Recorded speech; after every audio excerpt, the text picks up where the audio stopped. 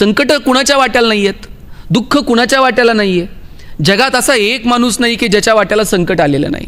जगात असा एक माणूस नसेल की ज्याच्या वाट्याला दुःख आलेलं नाही आहे. मग दुःखाचे क्षण बाजूला ठेवायचे, आनंदाचे 4 क्षण शोधायचे आणि त्यातून टिपकागदासारखा आनंद शोषून आम्हाला पुढे चालता येईल का, मला वाटतं याचा विचार व्हायला हवा. एका स्मशानभूमीवरती एक वाक्य लिहिलेलं होतं, मेरी मंजिल बस यही तक थी, मैंने आते आते जिंदगी गुजारली. आपल्या सगळ्यांना शेवटी तिथे जाऊन थांबायचं आहे, पण तिथं जाईपर्यंतचा जो प्रवास आहे ना, तो आपण आपल्या धुंदीत, आपल्या मस्तीत आनंदानं जगावा असं मला वाटतं.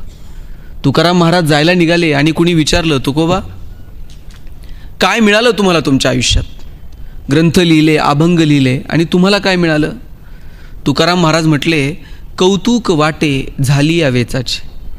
जगाला काय वाटतंय मला माहीत नाही, पण आम्ही जे जगलो ना, आमच्या जगण्याचं आम्हाला मात्र कौतुक वाटतंय. जगाला आपल्या कार्याचा हिवा वाटेल की नाही मला माहीत नाही, जगाला आपल्या जगण्याचं कौतुक वाटेल की नाही मला माहीत नाही, पण किमान आपल्या जगण्याचं आपल्याला कौतुक वाटावं असं आपण जगतो का, हा प्रश्न आपण स्वतःला विचारला पाहिजे. छोट्या छोट्या गोष्टींमध्ये आपण इतके अडकून जातो, छोट्या छोट्या समस्यांमध्ये आपण इतके गुरफटून जातो की या समस्यांच्या पलीकडं भगवंतानं खूप सुंदर जग निर्माण केलं आहे. खूप चांगली माणसं तुमच्या माझ्या अवतीभोवती आहेत. दिवसभरातला एक प्रसंग असा काहीतरी घडतो की जो आमच्या मनाला नाही पटत आणि मग 24 तास आम्ही त्या प्रसंगाच्या अवतीभोवती फिरत राहतो. पण तो प्रसंग डावलून कितीतरी आनंदाचे क्षण येत असतात, पण त्यांच्याकडे मात्र आमचं लक्ष जात नाही. आम्हाला काय दिलं आहे यापेक्षा काय दिलं नाही, आम्हाला चांगलं काय पुढ्यात वाढून ठेवलं आहे यापेक्षा वाईट कोणत्या गोष्टी आमच्या आयुष्यात आल्यात याकडं आमचं जास्त लक्ष असतं. काल खरं तर सॅम बहादूर चित्रपट आलेला आहे, तुम्ही पाहिला की नाही मला माहीत नाही, पण मी तो चित्रपट पाहायला रात्री गेलो होतो. तो चित्रपट पाहून आल्यानंतर मला लक्षात आलं की या हुद्द्यावर किंवा अशा प्रकारच्या काही मोठ्या जबाबदाऱ्या जी माणसं सांभाळत असतात, या माणसांच्या आयुष्यातला एखादा निर्णय चुकला तर तो केवळ त्यांच्या व्यक्तिगत आयुष्यावर परिणाम करत नाही, तो त्यांच्या आजूबाजूच्या सगळ्या व्यवस्थेवरती, संपूर्ण देशावरती तो परिणाम करणारा असतो. आणि अशा परिस्थितीमध्ये ही माणसं किती संयमानं राहतात, अशा परिस्थितीमध्ये ही माणसं त्यांच्या व्यक्तिगत आयुष्यातल्या समस्यांना कशी सामोरे जातात. खरं तर मी तो चित्रपट पाहिल्यानंतर मला असं वाटलं की अरे काय सॅम बहादूर जे फील्ड मार्शल म्हणून ज्यांनी काम केलं आणि अगदी बांगलादेशच्या युद्धामध्ये असेल, पाकिस्तानच्या युद्धामध्ये असेल, भारताच्या सैन्याचं नेतृत्व केलं, हा माणूस काय वेड्यासारखं या माणसांनी समाजासाठी वाहून घेतलं, देशासाठी वाहून घेतलं. त्यामध्ये एक प्रसंग होता, त्या प्रसंगामध्ये त्यांचा एक ज्युनियर ऑफिसर त्याच्याही ज्युनियर एका ऑफिसरला त्यानं फक्त सॅल्यूट केला नाही म्हणून त्याला शिक्षा देतो. आणि शिक्षा काय असते, तू मला सॅल्यूट केला नाही, आता 1000 सॅल्यूट तू करायची. आणि तो 1000 सॅल्यूट करत असतो तिथे उभा. आणि तिथून सॅम बहादूर चाललेले असतात. त्यांनी विचारलं हे काय, त्याने की यानं मी सिनियर आहे आणि यानं मला सॅल्यूट केला नाही म्हणून मी त्याला शिक्षा केली आहे 1000 सॅल्यूट मारायची. सॅम बहादूर म्हटले अगदी शिस्त ही गरजेची आहे, आणि आर्मीमध्ये जर शिस्त नसेल तर काय, आर्मीमध्ये इतकीच शिस्त गरजेची आहे. त्यांनी सॅल्यूट केला नाही ना, 1000 सॅल्यूट त्यानं दिलेच पाहिजेत. पण त्याच्या पुढे जाऊन ते म्हटले की सॅल्यूटचा स्वीकारही सॅल्यूटनं करायचा असतो. तो 1000 सॅल्यूट करत होता, तर सॅम बहादूर यांनी त्यांच्या खालच्या ऑफिसरला आदेश दिला की त्याचा स्वीकार पण तू सॅल्यूटनं करायचा. आणि मग 1000 सॅल्यूट त्यालाही तो स्वीकार करूनच ते द्यावे लागले. आयुष्य हे असं आहे माहिती आहे का, म्हणजे मला वाटतं की, आणि ह्याचा पुढचा किस्सा मी सांगतो की सॅम बहादूर जेव्हा रिटायर्ड झाले आणि नंतर त्यांना फील्ड मार्शल म्हणून, म्हणजे फील्ड मार्शल कधीच रिटायर होत नाहीत, आयुष्याच्या शेवटच्या क्षणापर्यंत ते मैदानावरती राहतात. आणि ते एका हॉस्पिटलमध्ये ॲडमिट होते. आणि हॉस्पिटलमध्ये ॲडमिट असताना भारताचे राष्ट्रपती अब्दुल कलाम साहेब त्या दौऱ्यावर होते आणि त्यांना कळालं की सॅम बहादूर इथे ॲडमिट आहेत. त्यांना भेटायला म्हणून ते गेले. भेटायला गेल्यानंतर ते ज्या कॉटवरती होते त्या कॉटच्या शेजारी स्टूल टाकून कलाम साहेब तिथे बसले. त्यांच्यासोबत गप्पा मारल्या, अनेक गोष्टींवरती चर्चा केली. आणि जाताना कलाम साहेब म्हटले की सॅम बहादूरांना म्हटले की तुम्हाला काही तक्रार तर नाही आहे ना, इथे हॉस्पिटलमध्ये सगळ्या सुखसुविधा तुम्हाला आहेत ना, तुमची काही तक्रार असेल तर मला सांगा, मी माझ्या पद्धतीनं ती निवारण करायचा प्रयत्न करेल.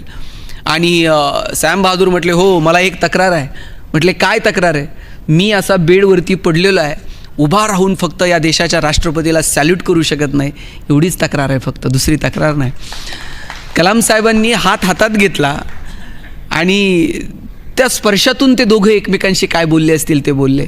तसंच कॉटवर पडल्या पडल्या सॅम बहादूर यांनी राष्ट्रपतींना सॅल्यूट केला आणि पुढे जाताना म्हटले, माझी आणखी एक तक्रार आहे, माझी काही पेन्शन आणि काही गोष्टी अजून येणं बाकी आहे सरकारकडनं. आणि मग दिल्लीला गेल्यानंतर त्यांनी तात्काळ संरक्षण मंत्रालयाच्या सचिवांना तशा सूचना दिल्या की सॅम बहादूर यांचं काय पेन्शन वगैरे किंवा काय जो फरक असेल तो तात्काळ हे करा. आणि संरक्षण खात्याचे सचिव स्वतः 1.25 कोटी रुपयांचा तो चेक घेऊन सॅम बहादूर यांच्या हॉस्पिटलला गेले आणि काहीच दिवसांनंतर ती रक्कम आपल्या खात्यात आल्यानंतर सॅम बहादूर यांनी मिलिटरीचा जो फंड असतो त्या फंडला ती दान करून टाकली. काय माणसं जगतात होई. मला विशेष वाटतं या लोकांकडे बघितल्यानंतर. काय जगली ही माणसं.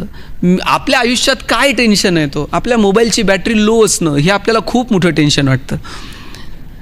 आणि या माणसांच्या आयुष्यातला एखादा निर्णय जर चुकला किंवा थोडा मागे पुढे झाला तर त्याचा परिणाम थेट देशावर होणार आहे.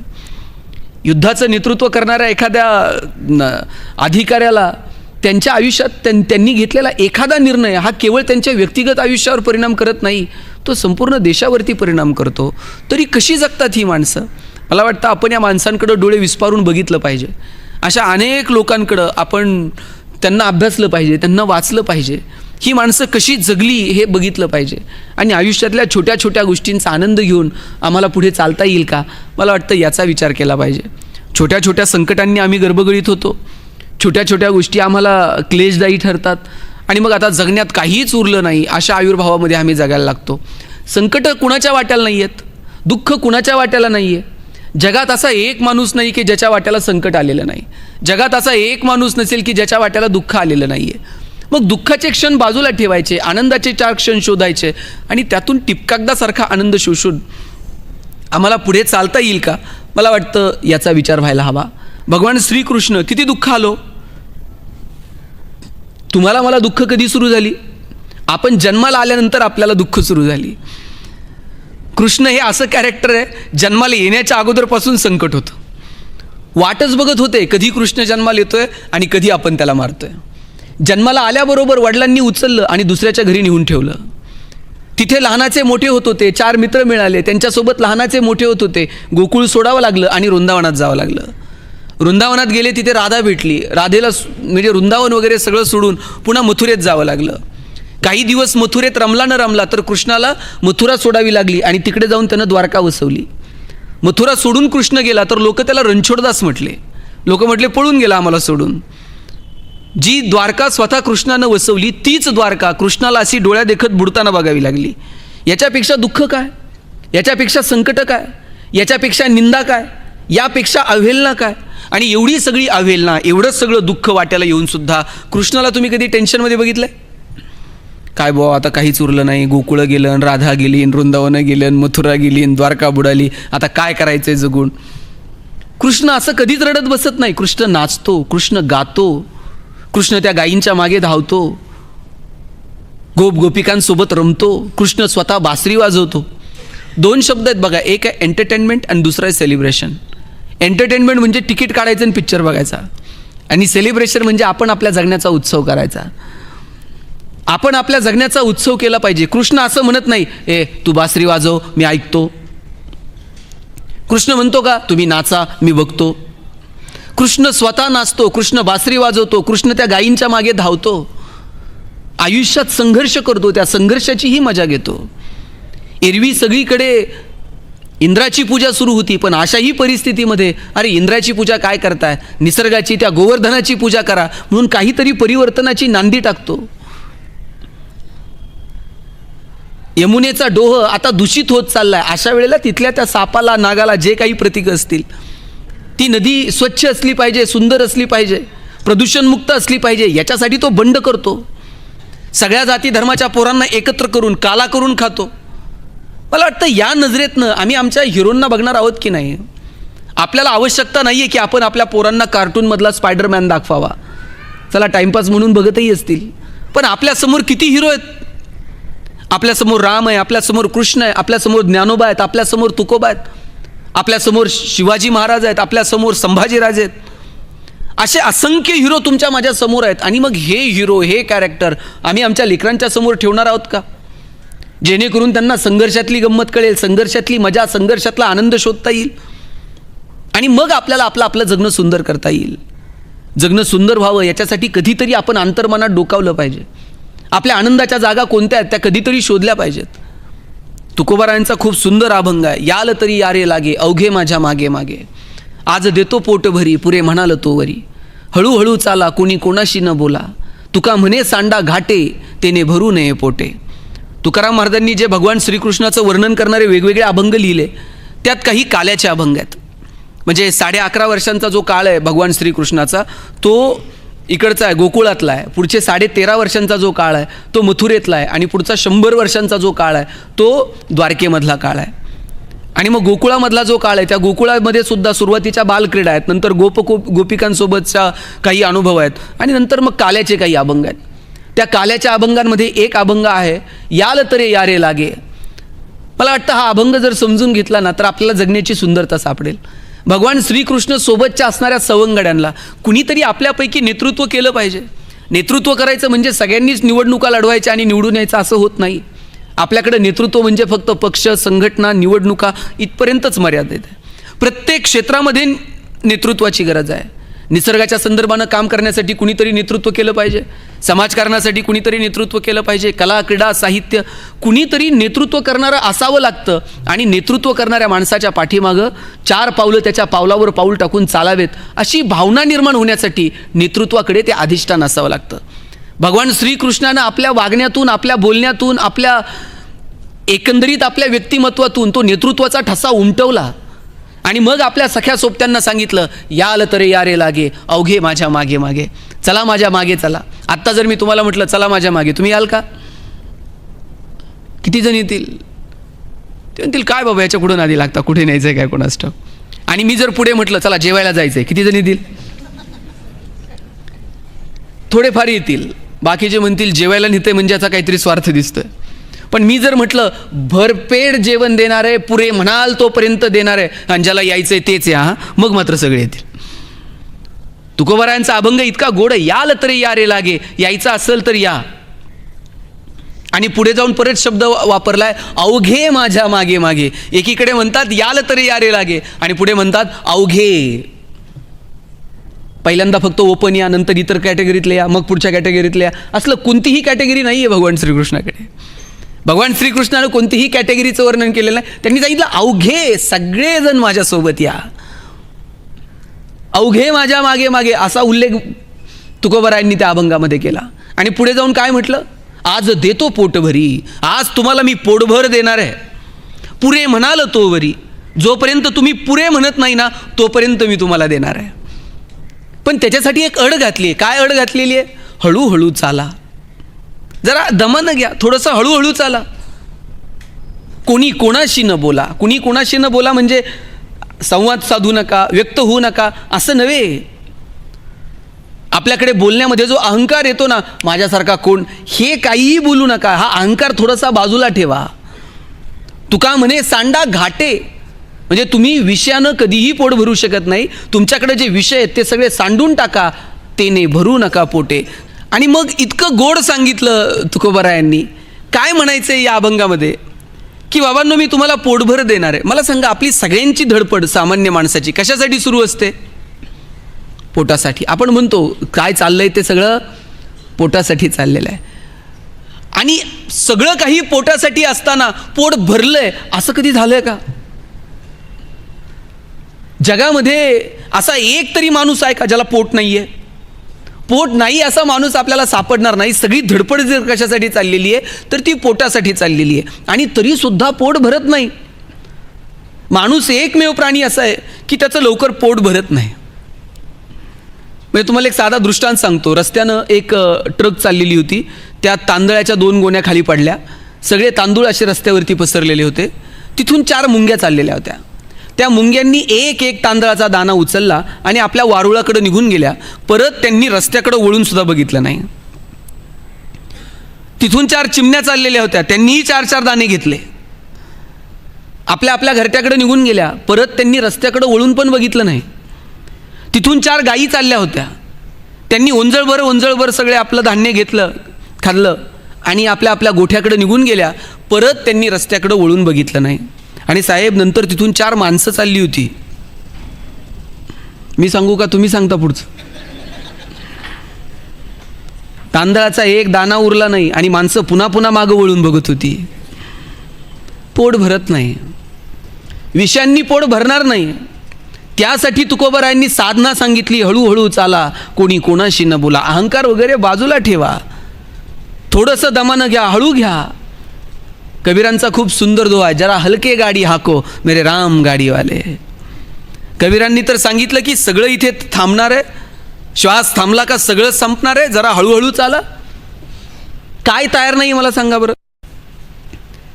ग्रामपंचायतवाल्यांनी शेड तयार करून ठेवलेत, बांबूवाल्यांनी बांबू साळून ठेवलेत, मडकेवाल्यांनी मडके थापून ठेवलेत. काय तयार नाही आहे? सगळं तयार आहे, श्वास थांबायला फक्त उशीर आहे. ज्याला सगळं तयार आहे असं कोणती गोष्ट नाही आहे. ज्या दिवशी श्वास थांबेल त्या दिवशी सगळं संपलं. मला वाटतं श्वास थांबायच्या आत आम्हाला जगण्याचा आनंद घेता येईल का? श्वास थांबल्यानंतर जगण्याची कोणतीही संधी उपलब्ध नाही. कबीरांनी तर सांगितलं, श्वास थांबला का 4 जण येतील, उचलतील, घेऊन जातील आणि मग फूक दिनी जैसे होली, जशी होळी पेटवतात ना तितक्या सहजतेनं पेटून टाकतील. देश देश के वैद्य बुलाए, लाए जड़ी और बूटी, जड़ी बूटी तेरे काम ना आए, जब राम के घर की खुटी, जरा हलके गाडी हाको मेरे राम गाडीवाले. काय लिहिलंय कबीरांनी? कबीर सांगतात, वरतून एकदा निरोप आला का मग काही चालत नाही, आपल्याला इथून निघावं लागतं. तुम्ही नीतू मांडके नाव ऐकलंय का? हृदयविकार तज्ज्ञ होते. त्यांच्या पत्नी अलका मांडके यांनी एक हृदयस्थ नावाचं पुस्तक लिहिलं आहे.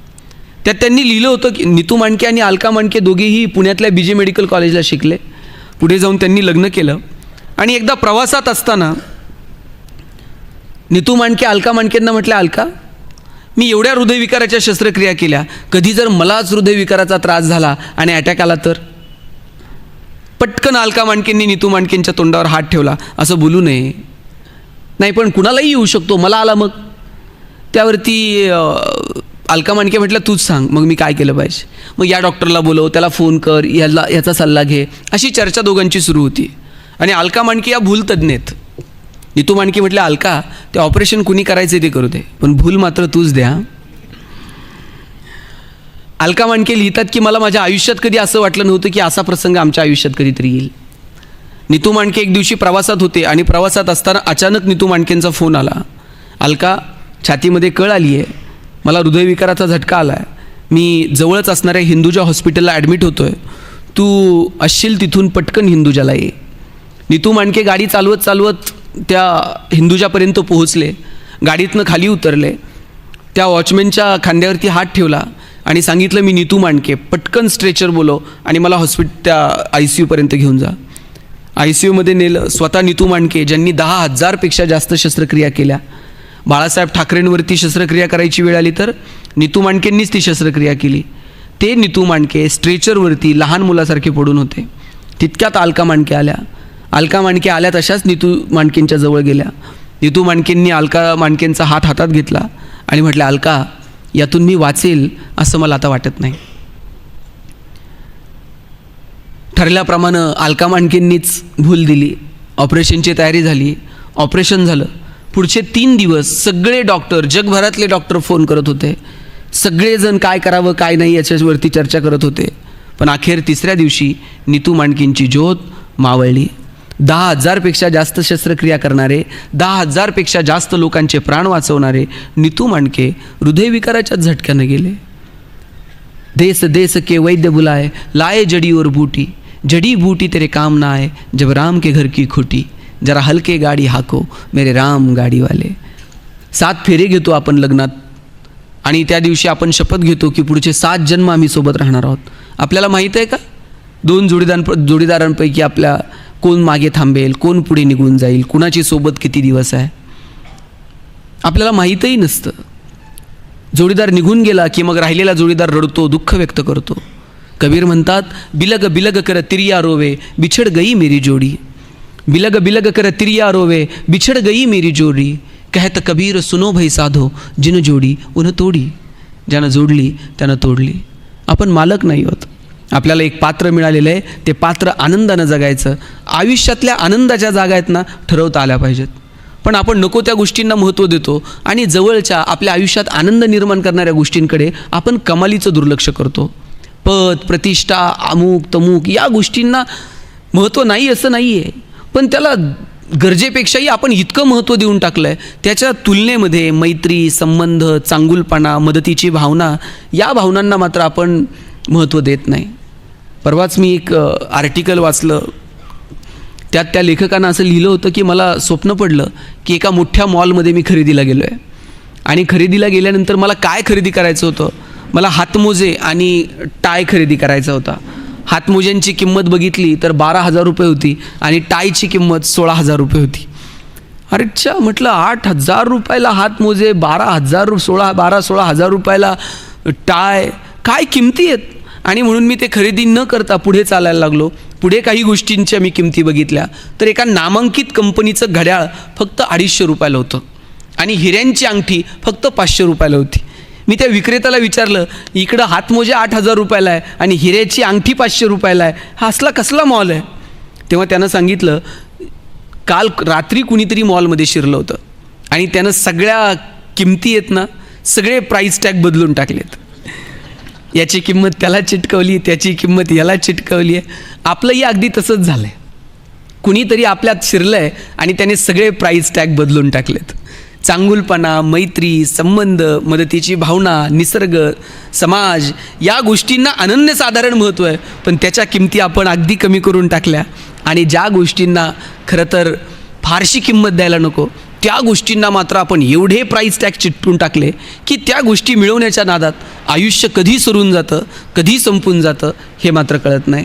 आणि मग शेवटच्या टप्प्यावर असताना कळतं, अरेच्छा, ज्या गोष्टीची फारशी आवश्यकता नव्हती ती गोष्ट मिळवण्यासाठी आपण अख्खं आयुष्य वाया घातलं. आणि म्हणून अंतर्मनात कधीतरी डोकवायला हवं की आपल्या आनंदाच्या जागा कोणत्या आहेत. मुळात मन ही संकल्पनाच आपल्यावरती अधिराज्य गाजवते. आपलं मन ठरवतं. असं म्हणतात की माणूस अगोदर मनात हारतो आणि मग रणांगणात हारतो. माणूस पहिल्यांदा मनात जिंकतो आणि मग रणांगणामध्ये जिंकतो. सुख, दुःख या सगळ्या संकल्पना मनाशी संबंधित आहेत.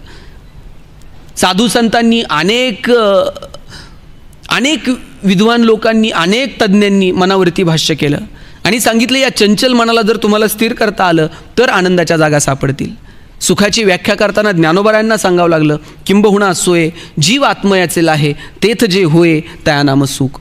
ज्ञानोबांनी सांगितलं, आत्म्याशी जे संबंधित आहे ना त्याला सुख म्हणावं. आम्ही आत्म्याशी संबंधित गोष्टींना सुख समजण्याऐवजी आम्ही साधनांमध्ये सुख शोधायला लागलो. साधनांनी माणसाचं आयुष्य सोपं होईल, साधनांनी माणसाचं आयुष्य सुलभ होईल, पण साधनांनी माणसाचं आयुष्य सुखी होईलच याची मात्र खात्री देता येत नाही. आणि सुख, आनंद या संकल्पना निवळ जर साधनांशी संबंधित असत्या ना, जगातली सगळी श्रीमंत माणसं सुखी झाली असती आणि गरिबाच्या वाट्याला सुख आलं नसतं. पण केवळ पैशांवरती, केवळ साधनांवरती सुख मिळवता येत नाही. आणि म्हणून आपण अंतर्मनात डोकवायला हवं. ज्ञानोबारायांचाच खूप सुंदर अभंग आहे, ऋणू झुनू रे भ्रमरा, सांडी तो अवगुणू रे भ्रमरा. ज्ञानोबांनी भ्रमर ही संकल्पना मनासाठी वापरलेली आहे आणि मनाला म्हणजेच भ्रमराला सांगितलंय, बाबा रे तू इकडे तिकडे जे फिरतोय ना, थोडासा स्थिर हो. ऋणू झुनू रे भ्रमरा, सांडी तू अवगुणू. तुमच्यामध्ये जे अवगुण आहेत ते एकदाचे सांडून टाका आणि जायचं कुठे, चरण कमळ दळू रे भ्रमरा. स्थिर व्हायचं, पण कुठे व्हायचं, चरण कमळ दळू. ज्ञानोबारायांनी सांगितलं, तुम्हाला संतांच्या चरणाजवळच जाऊन तुम्हाला स्थिर व्हावं लागेल तर तुम्हाला ते आत्मिक सुख मिळू शकेल. म्हणून सुख ही अंतर्मनाची कॅरेक्टरिस्टिक आहे. म्हणून मनाकडे थोडंसं लक्ष देता येईल का. मन इतकं कमालीचं चंचल आहे, ते 1 मिनिट स्थिर राहत नाही. आणि कितीही स्थिर करायचा प्रयत्न केला तर पुन्हा आपण नको त्या गोष्टींच्या भोवती घुटमळत राहतो. बरं, माणसाला ठाऊक आहे की आत डोकावलं तरच सुख मिळेल, पण तरीसुद्धा तो आत का डोकावत नाही माहीत आहे. तो घाबरतो आत डोकवायला. माणसाला वाटतं, नाही सांगलीत तर कोल्हापुरात तर मिळत आहे, नाही कोल्हापुरात तर पुण्याला तर मिळेल, नाही पुण्यात तर मुंबईत तर सुख सापडेल. तो बाहेर फिरत राहतो. बाहेर त्याच्यासमोर अनेक ऑप्शन आहेत, पण आत डोकावलं आणि नाही सापडलं मग तर संपलंच की सगळं. एक प्रवासी रेल्वेतनं खाली उतरला आणि TCनं तिकीट विचारलं. त्यानं पॅन्टच्या उजव्या खिशात बघितलं, डाव्या खिशात बघितलं, मागचे दोन्ही खिसे बघितले, चारही खिसे उलटे पालटे करून 10 वेळा चेक केले, पण तिकीट काय सापडत नव्हतं. जवळचा माणूस म्हटला, तुम्ही फक्त पॅन्टचे खिसे बघितलेत, शर्टचा बघा की. तुम्हाला म्हटला, माहीत आहे माझा शर्टचा खिसा बघायचा राहिला आहे, पण त्यात नाही भेटलं. मग तर संपलंच की. त्यात भेटलं नाही तर काय. माणसाला माहीत आहे की बाहेर नाही सापडत आहे, पण तरीसुद्धा त्याला अनेक ऑप्शन आहेत म्हणून तो इथे तिथे तिथे तिथे करत शोधत राहतो. पण त्यानं एकदाचं धाडस दाखवायला हवं आणि अंतर्मनात कधीतरी डोकवायला हवं. पुराणातल्या अनेक कथा मला ऐकायला आवडतात. माझे आजोबा, मी रात्र दोघं एकमेकांशी गप्पा मारायचो आणि पुराणातल्या त्या अनेक गोष्टी कथा मला सांगायच्या. आता आपण त्या कथांची आपण काय करतो, गोष्टीतल्या त्या दृष्टांताची चिकित्सा करत बसतो. चिकित्सा करायची असते पण ती अंतिम सिद्धांताची करायची असते. आपण त्यातली जे दृष्टांत आहेत त्याची चिकित्सा करतो. दृष्टांताची चिकित्सा न करता सिद्धांताची चिकित्सा करायची असते. आजोबा मला एक गोष्ट सांगायचे की ब्रह्मदेवानं सृष्टी निर्माण केली आणि सृष्टी निर्माण केल्यानंतर ब्रह्मदेव आनंदानं त्या सगळ्या सृष्टीकडे बघायला लागले. पण सृष्टी इतकी सुंदर होती, 2 डोळ्यांनी ती बघणार तरी किती. त्यांनी आणखी एक डोकं तयार केलं आणि मग 4 डोळ्यांनी बघायला लागले. 4 डोळ्यांनी ही पाहून होत नाहीये, आणखी एक डोकं 4 डोके तयार केले. शेवटी 5वंही केलं. 4 डोके आणि 5वं मुकुटासारखं एक डोकं केलं आणि 5 डोक्यांमधून त्या डोळ्यांमधून ते सृष्टीकडे बघायला लागले. आणि भगवान शंकरानं ज्यावेळेस डोळे उघडल्यानंतर बघतायत तर आजूबाजूची ही सगळी सृष्टी. आणि त्यांना कळालं की ही ब्रह्मानं सृष्टी निर्माण केली आहे. आणि ब्रह्माकडं बघितलं तर ब्रह्मा हसतायत, आनंदानं सृष्टीकडे बघतायत. भगवान शंकरानं जेव्हा सृष्टीकडे बघितलं, प्रचंड दुःख आहे, प्रचंड संघर्ष आहे. आणि मग हे सगळं दुःख, हे सगळं संघर्ष बघून ब्रह्माला नेमका आनंद होतोय कसला. आणि मग त्या रागामध्ये भगवान शंकरानं 5वं जे डोकं होतं ब्रह्माचं ते उडून दिलं रागाच्या भरात. आणि मग ब्रह्मानं विचारलं की तुम्ही हे का केलं, तुम्ही मला माझं हे 5वं डोकं का उडलं. ते म्हणले, तुला नेमका आनंद होतोय कसला, एवढं सगळं दुःख आणि एवढं सगळं तू बघून हसतोय कशासाठी. तेव्हा ब्रह्मानं सांगितलं, मी फक्त सृष्टी निर्माण केली आहे, मी ना आनंद निर्माण केला आहे ना मी दुःख निर्माण केलं आहे. मी फक्त सृष्टी निर्माण केली आणि निरागसपणे मी त्या सृष्टीकडे बघतोय. आनंद दुःख ह्या त्या लोकांच्या मनाच्या पटलावरती उमटणाऱ्या रेषा ह्या त्यांच्या कर्मानं उमटतात आणि त्यांनी ते सुख किंवा दुःख निर्माण केलं आहे. भगवान शंकरानं विचारलं, मनसुद्धा तूच तयार केलं आहे की. मग ब्रह्म सांगतात की ते मन जरी मी तयार केलेलं असलं तरी त्या मनाला सुद्धा कोणतेही गुण नाही आहेत. त्या मनावरती उमटणारी सुख किंवा दुःखाची भावना ही त्या व्यक्तीच्या कर्मानुसार उमटते. आणि म्हणून मी निरागसपणे फक्त या सृष्टीकडे बघतोय. मी ना सुख निर्माण केलंय, मी ना दुःख निर्माण केलंय. त्यांच्या मनाच्या आणि त्यांच्या कर्तृत्वावरती ते सुख दुःख आनंद हे सगळं ठरतं. आणि हे जर बघायचं असेल तर भगवान शंकरांना सांगितलं, तुम्हीही डोळे बंद करा. भगवान शंकर ध्यानस्थ झाले आणि मग कळालं की सुख बाहेर नाही आहे, आनंद बाहेर नाही आहे, तो आत दडलेला आहे. आणि भगवान शंकरांना एवढा आनंद झाला की त्या आनंदात ते नाचायला लागले. आणि ते इतके नाचत होते, ठराविक वेळेनंतर त्यांना कळालं आनंद व्यक्त करायला नाचायची सुद्धा गरज नाही आहे. आणि शंकर भगवानांनी परत डोळे बंद केले. तुम्ही म्हणाल मग आनंद व्यक्त करण्यासाठी नाचायची गरज नाही आहे, मग इंद्रियांचा किंवा आपल्या शरीराचा उपयोग आहे की नाही. इंद्रिय मन तारतम्य ठेवून आपल्याला त्या पातळीवरती, इंद्रियांना मर्यादा आहेत, मन अमर्याद आहे. इंद्रियांची मर्यादा आणि मनाची अमर्यादा याचं तारतम्य ठेवून जर आत डोकावता आलं तर जगण्याचा आनंद घेता येतो. भगवंतानं आपल्याला माणूस म्हणून जन्माला घातलं, आपली काही कर्तव्य आहेत, आपल्या काही इंद्रियांचे आनंद असतील. पण त्याचबरोबरीनं मला सांगा, नाचणार किती वेळ आहात तुम्ही. 24 तास तर तुम्ही नाचू शकणार नाही आहेत आनंदामध्ये. पण त्या नाचण्याचा आनंद जो मनावरती उमटतो तो मात्र चिरकाळ टिकणार आहे. अश्रू किती वेळ ढाळणार आहात, डोळे थकून जातील, पण त्या अश्रूंचे ओघळ जे मनापर्यंत येतात ना ते मात्र टिकतात. म्हणून इंद्रियांपासून मिळालेलं दुःख किती वेळ मनाच्या पटलावरती ठेवायचं आणि इंद्रियांपासून मिळालेले आनंद किती वेळ मनाच्या पटलावरती ठेवायचे याचं तारतम्य जमलं पाहिजे. हे तारतम्य ज्यांना जमतं ती माणसं स्थितप्रज्ञ किंवा संतत्वाकडे गेली. आपण तर सामान्य माणसं आहोत. मग सामान्य माणसाच्या काय आनंदाच्या संकल्पना आहेत. मला वाटतं सामान्य माणूस म्हणून आम्हाला आमच्या किमान काहीतरी आनंदाच्या जागा कळाल्या पाहिजेत. पण आमचा आनंद जेव्हा इतरांच्या क्रियेप्रतिक्रियेवरती अवलंबून राहतो त्यावेळेस मग आमचा आनंदही आमचा उरत नाही आणि आमचं दुःखही आमचं उरत नाही. गडबड कुठे झाली आहे माहिती आहे का. खरं तर आनंद दुःख आपलं ठरतं, पण आपला आनंद आणि आपलं दुःख हे सुद्धा आपलं राहिलेलं नाही. लोक आमच्याविषयी काय विचार करतात, पुढचा माझ्याविषयी काय बोलतो, याच्यावरती आमचा आनंद आणि आमचं दुःख ठरतं. बरोबर आहे की नाही? म्हणजे तुम्हाला उदाहरण देतो मी. ताई, तुम्ही बाजारात गेलात आणि तुमचे 100 रुपये हरवले, किती वाईट वाटतं? 8 दिवस आपल्याला करमत नाही. घरी आल्यानंतर गल्लीतल्या सगळ्या बायका गोळा करून आपण त्यांना सांगतो, बाई बाजारात गेलते, 100 पडले, कसे साठवले होते माझं मला माहीत, परवा शर्ट धुताना त्यांच्या खिशात 50 सापडले होते, असं करून करून कुठं आत्ता 100 झालते. बरं, एवढं म्हणून थांबत नाही, पुढं म्हणणार कुणाला सापडले असले तर सापडू, त्याला पचायचेच नाहीत. किती दुःख आहे.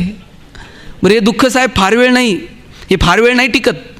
त्यातल्या एखाद्या मैत्रिणीने फक्त म्हणलं पाहिजे, बाई तुझे तर 100 गेले, परवा माझे 500 पडले ग. हिला इतकं बरं वाटतंय ना, तिला वाटतं आपले तर 100 गेले, हिचे 500 गेले, जाऊ दे बरं.